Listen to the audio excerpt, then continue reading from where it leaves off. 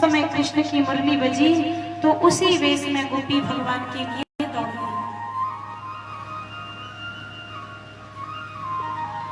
जिस समय गोपी भगवान के पास में जाती है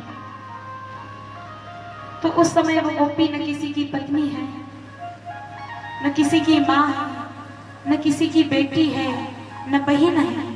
वहां एक जीव परमात्मा से मिलने के लिए दौड़ जाता है। गो माने इंद्रिय और पी माने पीने। जो अपनी प्रत्येक इंद्रिय से कृष्ण रस को पिए वो गोपी क्या कहता है। तो गोपी भगवान के पास में जाती है तो भगवान ने देखा तो देख करके उन गोपियों का सम्मान करते हुए आज ठाकुर जी कहते हैं स्वागतम वो महाभागा प्रियम किम करवाणि ब्रजस्या नामयम कश्चिद ब्रूतागमन।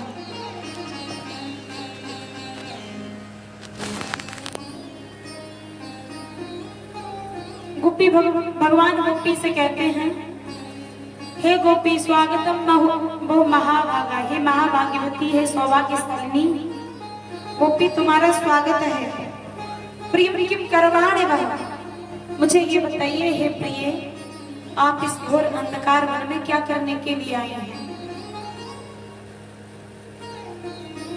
ब्रजस्या नामयम कश्चिद ब्रूतागमन कारणम, और अर्धरात्रि के समय ब्रज में क्यों आई, वृंदावन में क्यों आई। कश्चिद कोई आपत्ति तो ना ही आ गई। गमन कारण किसके कारण दौड़ी चली आई। तो गोपी कहती है वारी कन्हैया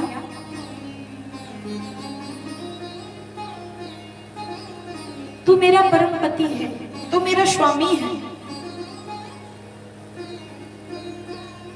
और जब तेरी श्रेष्ठ सुंदर मधुमयी मुरली हमारे कानों में प्रवेश करेगी तो हम ना चाहते हुए भी अर्धरात्रि के समय में ब्रज वृंदावन की ओर दौड़ आई हैं। इस घोर अंधकार में वन में आ गई हैं।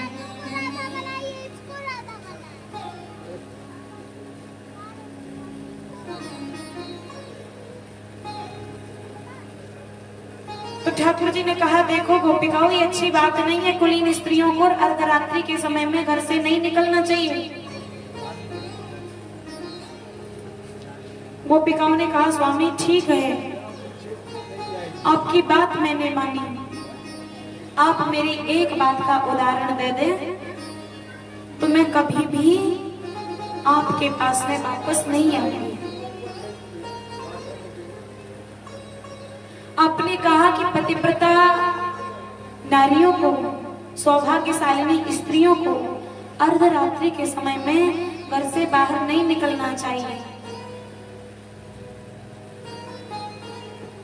ऐसे वर को कहा वरों आज जन्मे कल मर जाए, बर बरों गोपाल जी मेरे चुड़लो अमर है जी। जो सांसारिक पति हैं वे मरण धर्मा है और आत्मा रूपी पत्नी का परम पति तो प्राण पुरुषोत्तम है। इसलिए हम अपनी आत्मा का संबंध जोड़ने के लिए आपके पास में आए हैं।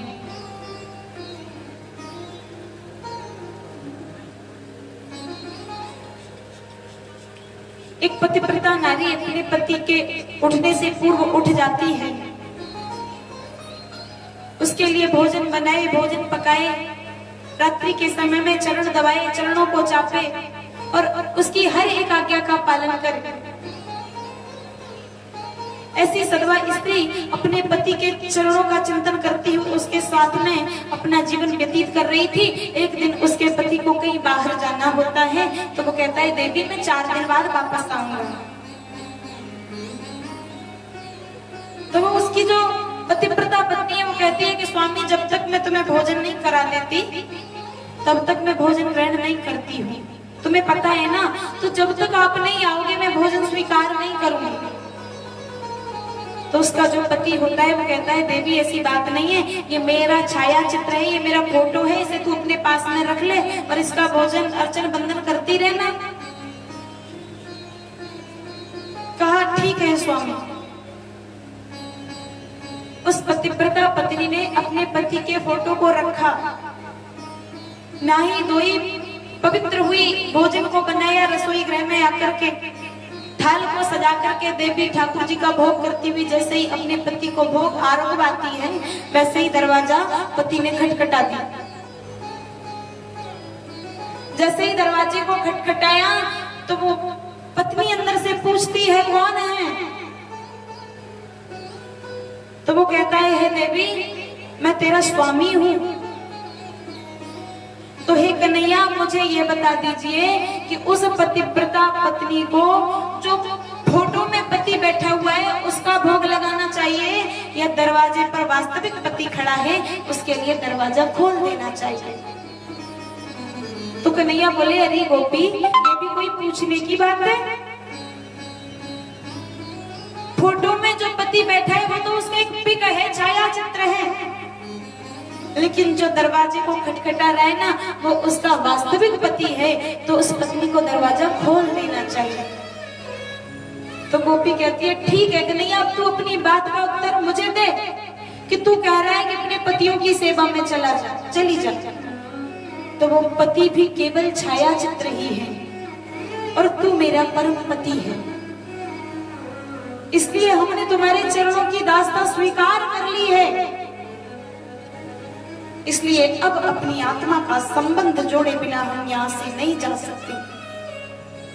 अर्धरात्रि के समय में हम सबको छोड़ करके तुम्हारे चरणों के पास में आई हैं और जब अब हम वापस घर जाएंगे तो हमारे पति हमें स्वीकार नहीं करेंगे। या तो स्वीकार कर लीजिए या कह दीजिए कि जाओ जमुना में कूद करके अपनी आत्महत्या कर लीजिए। यदि तुम अनाथानाथ हो, तुम भक्त वत्सल हो, तुम करुणा सिंधु हो, तो मुझसे अपना संबंध जोड़ लीजिए। और यदि तुम हमें स्वीकार नहीं करना चाहते तो हम यमुना में जाकर के आत्महत्या के लिए लेते हैं। श्री सुखदेव जी कहते हैं सावधान परीक्षित, आज भगवान की कथा एक नित्य नूतन नया मोड़ लेने जा रही है। अभी तक तुम दिव्य मंगलमयी बाल लीलाओं को श्रवण करते रहे, ज्ञान और वैराग्य की प्रदायिनी भागवत कथा का श्रवण करते रहे, लेकिन आज ज्ञान वैराग्य और श्रृंगार प्रधान ठाकुर जी की कथा आगे बढ़ रही है, तो अपने मन को कृष्ण की भक्ति से रंग लीजिए, तभी ये कथा तुम्हारे चित्त में ठहर सकती है। क्योंकि रास लीला आत्मा और परमात्मा का विषय है, ये परमहंसों का विषय है। रास सूद और सोनक का संवाद है, रास शिव और पार्वती का संवाद है, रास हेमंतलाल और गोस्वामी तुलसीदास जी का संवाद है, रास नामदेव का संवाद है, रास नाभा और अग्रदास जी का पावन संवाद है, रास सूत का संवाद है, रास मीरा का परिचय सिखाता है,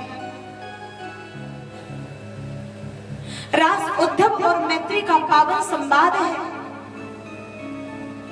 रसोवई सह जहां रस स्वरूप परमात्मा पानी पानी होकर के बह जाए वही रास कहलाता है। जहां ईश्वर भी प्रेम के वशीभूत होकर के वो अमना परमात्मा भी मनवाला हो जाए वही रास बिहारी कहलाता है। बिनु पद चले सुने बिनु गाना, कर बिनु कर्म करे विधि नाना, आनन रहित सकल रस भोगी, बिनु बाणी बक्तावड़ जोगी। तन बिनु परस नयन बिनु देखा, ग्रहे गान बिनु बास अस देखा, ऐसा परमात्मा आज मनवाला होकर के गोपियों के साथ में रास लीला प्रारंभ करने जा रहा है। सावधान परीक्षित, यदि योगेश्वर भगवान श्री कृष्ण के चरणों के प्रति जरा भी शंका हो गई तो फिर भव में डूबते हुए तुम्हें देर नहीं लगेगी। एक बात याद रखना, समाज में जब कोई दूसरा कार्य कर देता है तो लोग ऐसा कहते हैं रास लीला हो रही है। धिक्कार है उन लोगों को, जरा से पानी में वे डूब मरे जो योगेश्वर भगवान कृष्ण की लीला को दूषित करते हैं। बंसस्तु भगवान रुद्र, जिसके अधरों पर भगवान शिव मुरली बनकर के उसका अधर पान करने लगे, वो रास बिहारी कहलाता है। जो भगवान शिव भूत भावन भोलेनाथ होकर के शमशान में निवास करता है और गर्म गर्म मुर्दे की भस्म को लगा करके अपनी भस्म आरती करवाता है, वो शिव भी जिस श्रृंगार के रंग में रंग करके अपने जीवन के अस्तित्व को भूल करके गोपी वेश धारण करके ब्रज वृंदावन की भूमि को आकर के नतमस्तक होकर के प्रणाम करता है। और जो रास को रचा रहा है, रास रचैया होने के बाद में भी करोड़ों करोड़ों झुंड की झुंड गोपांगनाओं के साथ में नृत्य करने के बाद में भी वो योगेश्वर कहलाता है। श्री सुखदेव जी कहते हैं, हे परीक्षित, जो रास लीला की कथा का प्रेम पूर्वक भक्ति पूर्वक श्रवण करता है वो काम पर विजय प्राप्त करता है, उसके जीवन की सारी इच्छाएं पूर्ण हो जाती हैं और फिर भी उसके मन में काम का बीज नहीं रहता।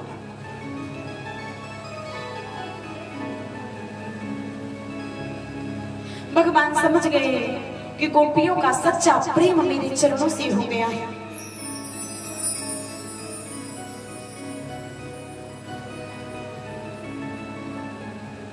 गोपियों ने देखा कि भगवान के पास में 4 गोपियां पहले से आ गई हैं। गोपियों ने पूछा, कन्हैया हम सब तो दौड़ती आई, तो हमारे आने से पहले तेरे पास में जो 4 गोपियां खड़ी हैं ये कैसे आ गई? तो गोविंद ने कहा, देवी तुम्हें नहीं पता, जिस समय मेरी मुरली बजी तो अर्धरात्रि का समय था। ये गोपियां अपने पति के चरणों की सेवा कर रही थी और जब परमपति की मुरली बजी तो उसका पान करने के लिए ये पतिदेव की आज्ञा को लिए बिना ही मेरे लिए दौड़ गई, तो बेचारी को जबरदस्ती पकड़ करके एक अंधेरे कक्ष में बंद कर दिया गया कि तुम परपुरुष गोविंद में प्रीति रखती हो,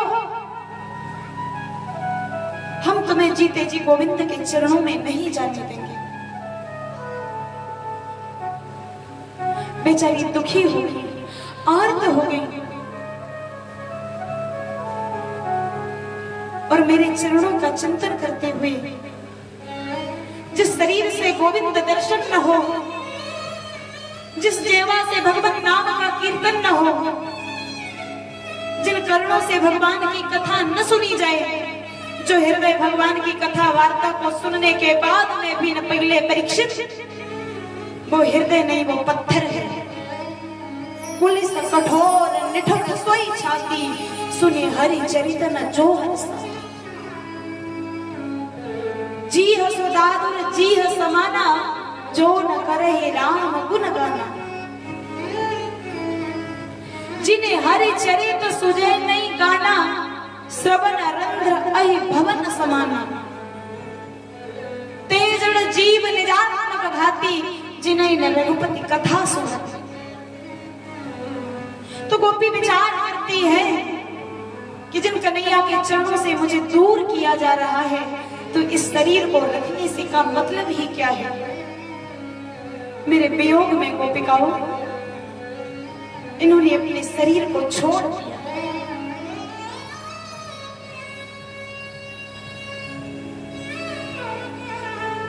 जैसे गंगा गोमुख से निकलती है कृष्ण भक्ति अपने पति सागर की ओर दौड़ने लगती है, बड़े बड़े पहाड़ आते हैं तो गंगा जी की तीव्र धारा उन पहाड़ों को तोड़ने का प्रयास करती हुई उन्हें अपनी धारा में बहा लेती है। और जो विशाल पहाड़ आते हैं तो गंगा की तीव्र धारा अपने वेग को पलट करके घुमा करके समुद्र में जा मिलती है। वैसे ही इन गोपिकाओं ने अपने जीवन की मृत्यु के तट पर गुजरते हुए अपने परम पति को, सागर रूपी परमात्मा को प्राप्त कर लिया है। मार्ग में जो जो पत्थर आए सबको अपनी प्रेम की, भक्ति की धारा में बहा दिया। विचार करो, जब गंगा गोमुख से निकलती है तो उसके मार्ग में कितनी रुकावटें आती हैं।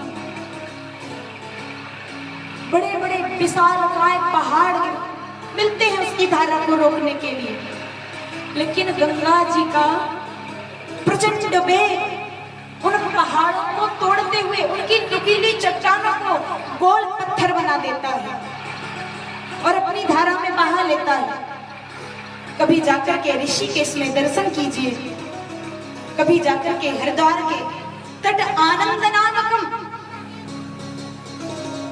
जहां सप्त सरोवर बनकर के, जहां गंगा जी की 7 धाराएं गिरती हैं जिस हरिद्वार में, वहां जाकर के गंगा जी का दर्शन करो तो बड़े बड़े पत्थर विशाल गोलकाय आकार के मिलते हैं। और फिर भी गंगा की धारा को कोई रोकने का प्रयास करता है तो बेचारी गंगा की धारा अपनी घुमाव को ही पलट देती है, अपने रास्ते को पलट देती है, लेकिन अपने प्रचंड वेग से जाकर के समुद्र में मिल जाती है।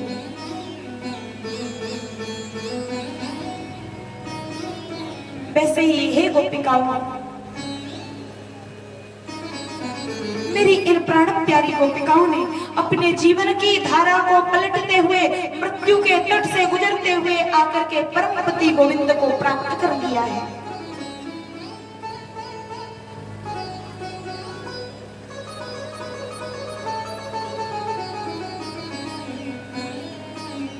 ठाकुर जी कहते हैं कि हे गोपिकाओं, जब आप सबने मुझसे अपना संबंध जोड़ लिया है तो मैं तुम्हारे साथ में आज रासलीला प्रारंभ करता हूं। यमुना के पावन तट पर ठाकुर जी गोपिकाओं के साथ में गले में गलवैया देकर के नृत्य का प्रारंभ करते हैं। और जब ठाकुर जी ने दिव्य संकीर्तन का जाप करते हुए रास लीला को प्रकट किया है तो गोपिकाओं के मन में ये भाव आ गया कि संसार में सबसे भाग्यशाली स्त्री हम ही हैं। तो भगवान ने कहा कि जब मैं अपने भक्तों के हृदय में अभिमान का अंकुरित होते हुए पौधा देखता हूँ तो उसे समूल नष्ट कर देता हूँ। इसलिए गोपिकाओं के दर्प को, अभिमान को दूर करते हुए ठाकुर जी आज वही अंतर्धान हो जाते हैं।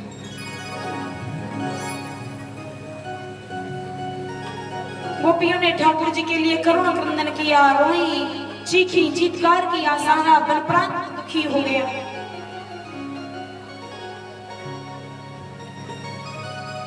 वहां जाकर के वे देखती हैं कि घोर अंधकार है। अब वन में आगे जाएंगी तो अंधकार भरा हुआ है और कन्हैया यदि हमें आते हुए देख लेगा तो और अंधेरे में जाएगा। बेचारा सिंह व्याघ्रादि से बहुत डरता है, इसलिए हम नहीं चाहते कि हमारा कन्हैया और अंधेरे में जाए। इतने में ही गोपिकाएं वहां देखती हैं कि यमुना जी के पावन तट पर कन्हैया के छोटे छोटे चरण बने हुए हैं, जिनमें अंकुश, अंबर, ध्वजा, परम पुरुष, जयमाल, कल्पवृक्ष, त्रिबिली रेखाएं, ऊर्ध्व रेखा, सुधा कुंभ, मीन, चंद्रमा इत्यादि 48 चरण चिन्ह बने हुए हैं। तो गोपी बोली, देख देख ललिता, देख देख विशाखा, अरे रंगवेणी, अरे प्रभावती, देख अपनों कन्हैया यही मार्ग से गुजरो है।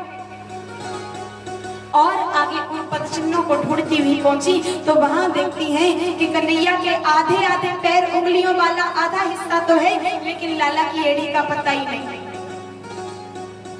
और आगे बढ़ी तो वहां देखती हैं एक वृक्ष के नीचे विशाल का है, बड़ा सुंदर मैदान है, सारे के सारी पृथ्वी फूलों से आप्लावित हो रही है। और यदि इसका दर्शन करना है तो बरसाने में कभी भी हमारे बरसाने में आकर के देखो, गहवर वन नाम का जो स्थान है, रात्रि के समय में जो ही आप वहां जाओगे, सुबह का ब्रह्म मुहूर्त होना, कभी भी परिक्रमा के लिए निकलना, तो गहवर वन के वे वृक्ष आज भी अपने सारे फूलों को पृथ्वी पर बिछा देते हैं। उन वृक्षों का यही भाव होता है कि हमारे पुष्प यदि राधा रानी की सेवा में आ जाएगा तो ये जीवन निहाल हो जाएगा, ये जीवन धन्य हो जाएगा।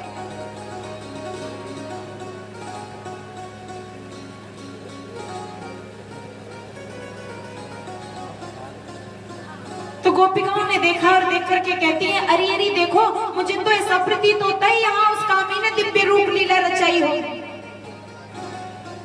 धन्य है वे गोपिकाएं जो परमपिता परमात्मा को कामी पुरुष कह रही हैं। देखिए गोपिकाओं की भक्ति, और वो योगेश्वर भगवान उनसे कामी पुरुष सुनने के बाद में भी बड़ा प्रसन्न है। प्रेम की गति बड़ी टेढ़ी होती है।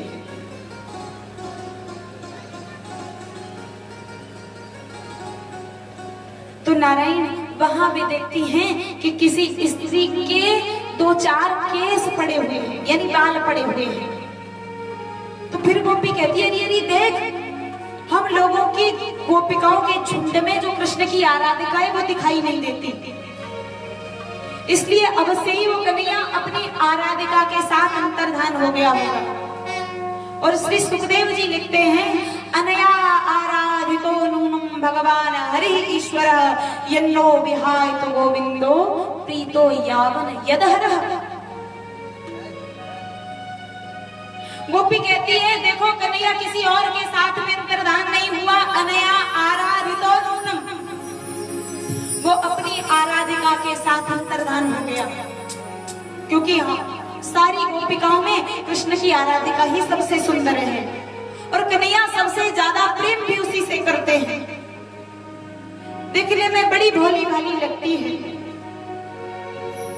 और कन्हैया की मुरली भी अपनी आराधिका का नाम लेते हुए राधा राधा राधा राधेवा राध्यते मया की मुरली बजाते हुए अपनी आराधिका को बुलाता है। और जब वो आ जाती है तो उसके सुंदर श्रेष्ठ मुखड़े को अपने कंधे पर रख करके बड़ी ही मधुर ध्वनि से मुरली बजाता है।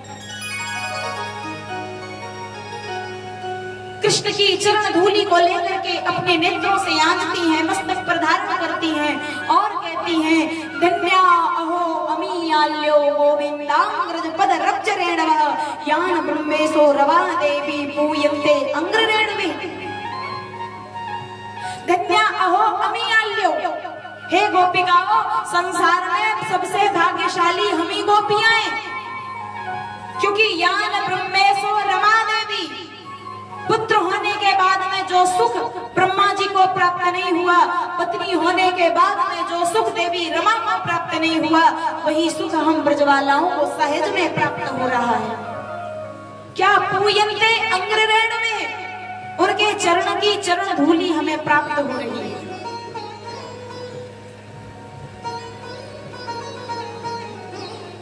तो इसलिए हम संसार में सबसे धन्य हैं। देखो देखो, कृष्ण की आराधिका यही नहीं होगी, क्योंकि कृष्ण का ये नियम है, पहले नेह लगाता है और नेह लगाने के बाद में दिल को तोड़ते हुए आगे बढ़ जाता है। अरे देवी शस्त्रों से मारना बंद नहीं होता है। जब ये अपने कर्णांत दीर्घ तिरछे नेत्रों से भक्तों की ओर तिरछी चितवन दृष्टि डालता है तो वे इसकी दृष्टि से ही कट जाते हैं।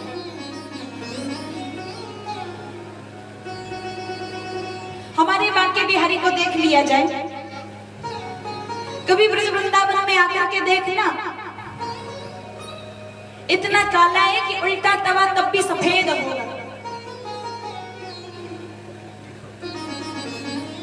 लेकिन फिर भी पूरा का पूरा ब्रज क्षेत्र उसका दीवाना है, पूरा भारतवर्ष उसका दीवाना है, पूरा जम्मू द्वीप, पूरा विश्व उसी के नाम का दीवाना है, 14 भवन उसी के नाम के दीवाने हैं।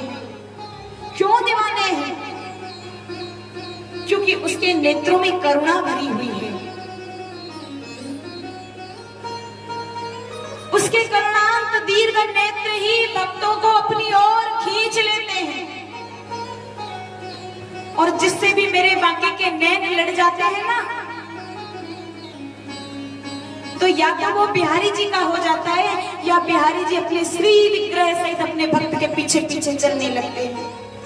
कई बार ऐसा वृंदावन में हुआ कि जिन भक्तों के दो चार आंखें के आंसू ठाकुर जी के आगे गिर गए, तो रात्रि के समय में जब सुबेर होती पट खोले जाते तो कन्हैया मंदिर में ही नहीं मिलते, शहर घेरे में गोविंद ही नहीं मिलते। भक्त पूछता कहाँ गया ठाकुर, तो पता चलता कि परसों अमुक भक्त से नेत्र लड़ गए थे और कन्हैया उसी के पीछे चले गए। तो भक्तों ने कहा ठीक है, आज के बाद कन्हैया कहीं नहीं जाएगा, ठाकुर जी के श्री विग्रह के आगे पर्दे डाल दिए जाएं, कोई भी इनका दर्शन नेत्र भर करके न कर पावे। पर्दा डाल दिया गया। जैसे ही पर्दा हटाया जाता है तो कभी वृंदावन में बांके बिहारी के मंदिर में परिसर में आकर के देखना तुझे घोष हो जाता है, बोलिए बांके बिहारी सरकार की जय हो, जय हो, जय। तो वो कन्हैया यहीं कहीं छुपा हुआ हो, वो राधा भी यहीं कहीं होगी। ढूंढते हुए आगे बढ़ी गोपिकाएं, तो वहां देखा गहन अंधकार वन में खिन्न मनसा, खिन्न मन से बैठी हुई एक बिरहणी ब्रजांगना करुण क्रंदन कर रही है। और उसकी वैसी ही गति है जैसे किसी बेल को पाला मार जाए। कृष्ण विरह से एकदम क्रसकाय होकर के पीली पड़ गई है, करुण अवस्था में पड़ी हुई है, नेत्रों से झरझर आंखों से आंसू बह जा रहे हैं। गोपिकाएं पास में पहुंची, पूछा देवी तुम क्यों रो रही हो? तब वो गोपी कहती है, कृष्ण की आज आत्मा बोल उठी हरि देवी। जब कन्हैया तुम लोगों के मध्य से अंतर्धान हुआ तो मुझे लेकर के अंतर्धान हुआ। एकांत में आकर के बैठ करके मेरे साथ में चर्चा कर रहा था और कह रहा था चलो किशोरी जी वन की शोभा देखें। तो मैंने कहा स्वामी अब मुझसे चला नहीं जाता, चलते चलते थक गई हूँ, मुझे अपने कंधों पर बिठा लीजिए ना। तो वो बोला देख मैं तो तुझसे हाइट में बहुत ज्यादा हूँ, मैं बहुत लंबा हूँ, तो मेरे कंधों पर कैसे बैठेगी? देख सामने कदम का वृक्ष है किशोरी, इस पर तू चढ़ जा और मैं बैठा जाता हूँ और लटक करके तू मेरे कंधों पर बैठ जाना, फिर मैं तेरा भार उठा करके वृंदावन में विहार करूंगा। और जैसे ही कदम की डाली को पकड़ करके मैं उसके कंधों पर जो ही बैठना चाहिए वो अंतर्धान हो गया। मैं डाली को पकड़े रह गई। मेरा इतना कोमल शरीर है कि जब मैया मेरा श्रृंगार करके पलंग पर मुझे पौड़ाती है देवी, तो करवट बदलते समय चंपा चमेली रात रानी मौल श्री सेवंतिका के पुष्प भी जब मेरे शरीर का स्पर्श करते हैं तो मेरे शरीर में घाव हो जाता है। और कृष्ण विरह से दुखी हुई मैं कदम की डाली पर बहुत देर तक लटकती रहती हूँ और उसके बाद मैं पृथ्वी पर आकर के गिर जाती हूँ। हो सके गोपिकाओं तो सारे ब्रज वृंदावन में बरसाने में डंका पिटवा दो कि कोई भी कृष्ण से प्रीति ना करे। जो मैं ऐसा जानती प्रीत करे दुख होए, नगर निढोरा पीठ की प्रीत न करियो।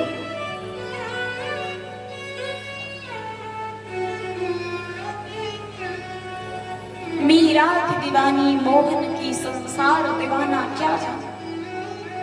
जिसे प्रेम का ज्वर होता है ना, जिसे भक्ति का ज्वर होता है, तो जब तक वो अपने प्रेमास्पद परमात्मा को नहीं पा लेता तब तक उसे चैन नहीं मिलता। गोपिकाओं ने दुखी हुई राधा को हृदय से लगा करके उठा लिया और कहा चलो ब्रज वृंदावन में यमुना के पावन तट पर वहां आती हैं। और वहां आकर के दिव्य गोपी गीत का पाठ किया है। कहती हैं जयति तेधिकम जन्मना ब्रज श्रयत इंदिरा सस्वदत्रहि दयति दृश्यतां दिक्षुता का स्वस्ति धृता अपस्कृतां विचरन्ति।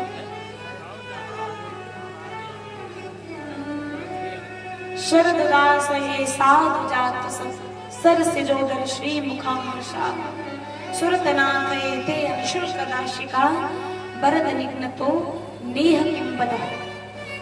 तब कथामृतं तप्त जीवनं कविभिरीडितं कल्मषापहं श्रवणमंगलं श्रीमदाततं भुवि गृह्णन्ति ते भूरिदा जनाः।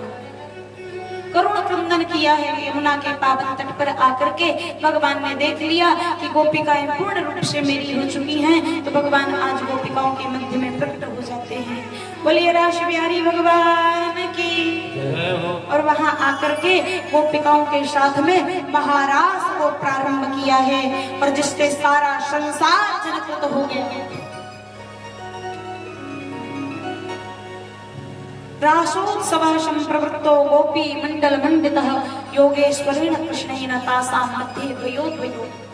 दो गोपिकाओं के बीच में एक एक भगवान कृष्ण प्रकट हो गए और आज रास को उत्पन्न करते हुए ठाकुर जी ने दिव्य महारास लीला यमुना के पावन तट पर प्रकट की है। रास रचो है महारास रचो है यमुना के तीरे कान्हा रास रचो है।